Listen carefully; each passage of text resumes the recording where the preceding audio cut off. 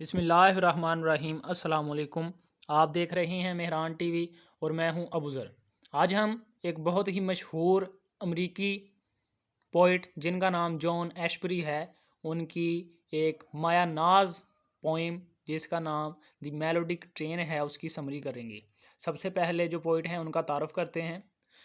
John Ashbery जाने माने मशहूर जदीद अमरीकी शायरों में से एक हैं। इनकी शायरी 20वीं सदी की शायरी के तमाम अनासर का एक मजमुआ है। बुनियादी तौर पर जॉन की तमन्ना एक मुसव्वर यानी पेंटर बनना था, लिहाजा उनकी शायरी जमालियाती शऊर की वजह से भी अपनी एक ख़ास कदर रखती है। उनका ख्याल है कि एक शायर का अमल एक मुसव्वर के पेशे से काफ़ी हद तक मुशाबहत रखता है। जॉन एशबरी अपने मकालमाती तर्ज कलाम की वजह से मुमताज़ जाने जाते हैं।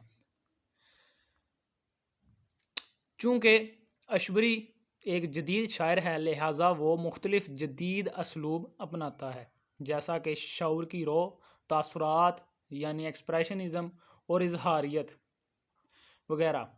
इसके अलावा दाखिली कैफियत 20वीं सदी की शायरी का सबसे अहम रंग है। इंसान की अंदरूनी कैफियत, उसके जज्बात, गम, इन सब की अक्कासी करना जदीद शायरों की सबसे अहम तरजीह है। इसीलिए एशबरी भी अपनी शायरी में इस खूबी से भरपूर इस्तिफादा हासिल करता है। उसकी नज़में उसके अपने तजर्बात व ख़यालात का मुतालिया हैं और इस मकसद के लिए वो ख़ारजी हक़ाइक़ को भी मद्देनज़र रखता है। चुनांचे ये एक तस्लीम शुदा हकीकत है कि एशबरी एक जदीद शायर की नुमाया मिसाल है। अपने इर्द गिर्द बहुत से काबिल शायरों के दरमियान इन्होंने अपना लोहा मनवाया। वो 20वीं सदी के बेहतरीन शायरों में से एक जाने जाते हैं और इसके अलावा आने वाले शायरों के लिए भी वो एक बेहतरीन मिसाल हैं।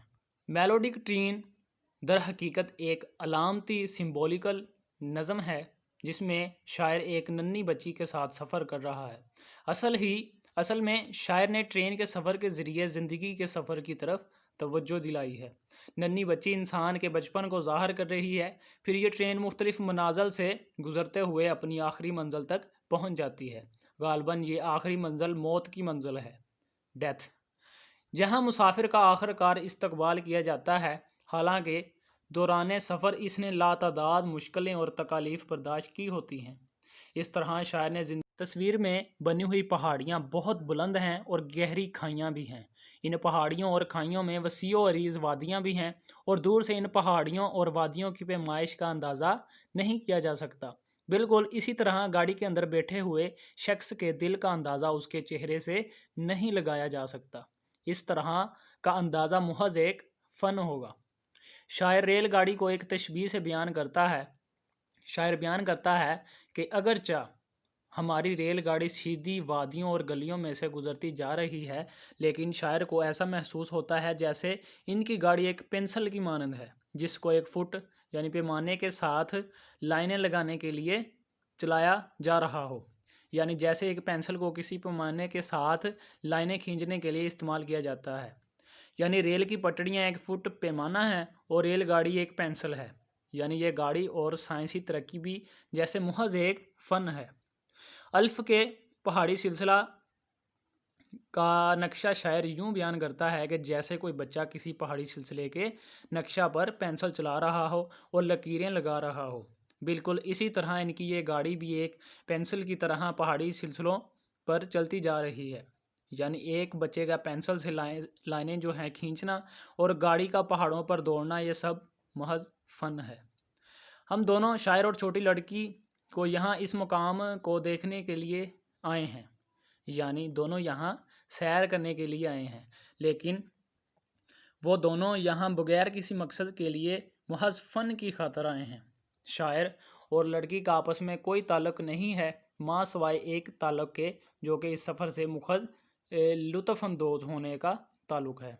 और ये बात बिल्कुल ऐसे ही दुरुस्त है जैसे किसी ख़राब घड़ी पर दिन भर में 2 मरतबा वक्त दुरुस्त होता है। यानी ये सब फ़न है। वक्त का गुज़रना और ठहरना, ये सब फ़न है।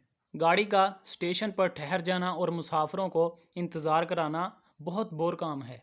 ये बिल्कुल बेमकसद मालूम होता है, बल्कि एक बंदे को खुद से बोरियत का एहसास दिलाता है। बेचारे लोग कैसे अंदाज़ा लगा सकते हैं कि गाड़ी हर स्टेशन पर कितनी देर ठहरेगी, वक्त कितना लगेगा, जैसे वक्त की कोई अहमियत ही ना हो, यानी सारा वक्त एक फ़न है। इंसान इस शक में मुब्तला हो जाता है कि जैसे यहाँ पर कोई कानून ही नाफज नहीं है, और अगर कोई कानून है तो वो अदम नज़्म व नसक यानी मैनेजमेंट का मिसमैनेजमेंट का शिकार है। यानी कानून और नज़्म व नसक सब फ़न है। प्लेटफार्म पर खड़े बच्चों के चेहरों की परेशानी बड़ों को परेशान करती है, क्योंकि बच्चों और बड़ों दोनों का आपस में एक ताल्लुक़ है। बच्चे और बड़े इस बात पर परेशान हैं आया कि इन्हें घर पहुंचने के लिए किसी टैक्सी के मिल जाने का कोई इम्कान है या कि टैक्सी नहीं मिल सकती, क्योंकि किसी भी चीज़ का कोई ज़ाब्ता नहीं है। लेकिन ज़िंदगी में इत्तफ़ाक़ के अंसर ने यकीन के दायरा को बहुत महदूद कर दिया है।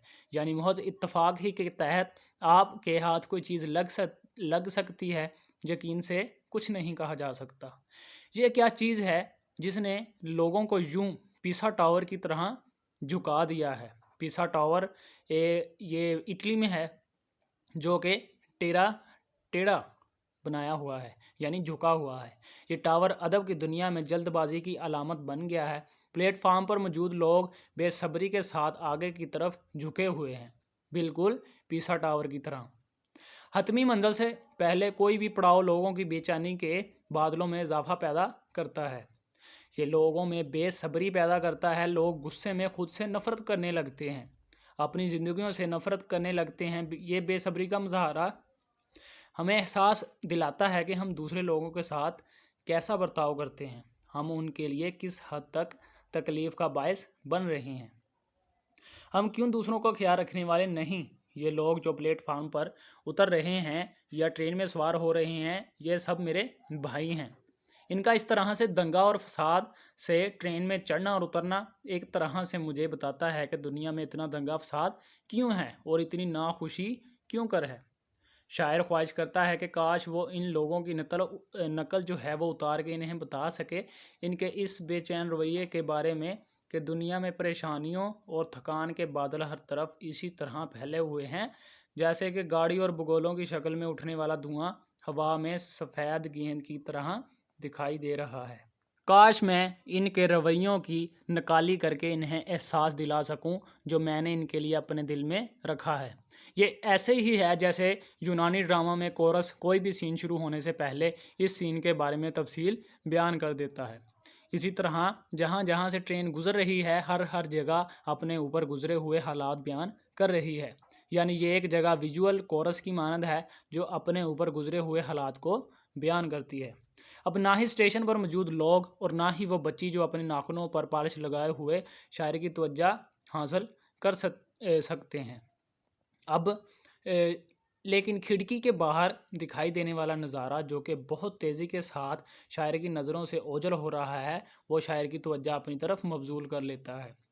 ज़मीन के अक्स शायर की तवज्जो को जकड़ लेते हैं और ये नज़ारे बहुत तेज़ी के साथ गुज़रते हैं और ऐसा लगता है जैसे कि ये ट्रेन एक बहुत बड़ा ज़िपर है जिसके गुज़रने की वजह से बहुत से नज़ारे पीछे गुज़र रहे हैं।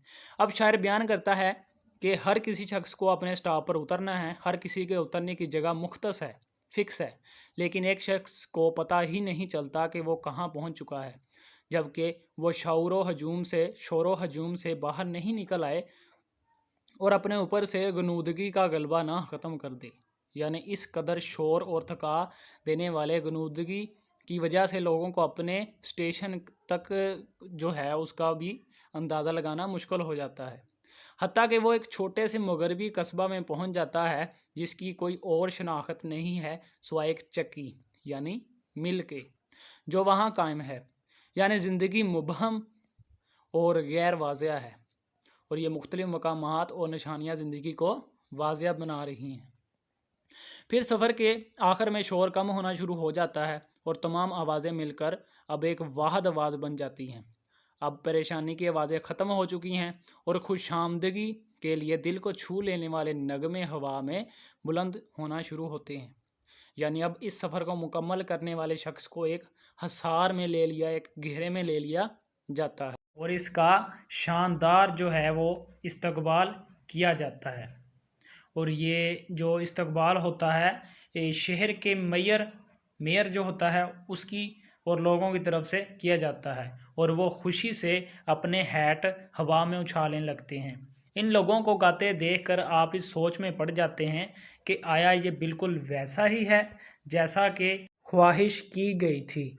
तो ये थी इस पोइम की समरी। उम्मीद है आपको इसकी अच्छे से समझ आई होगी।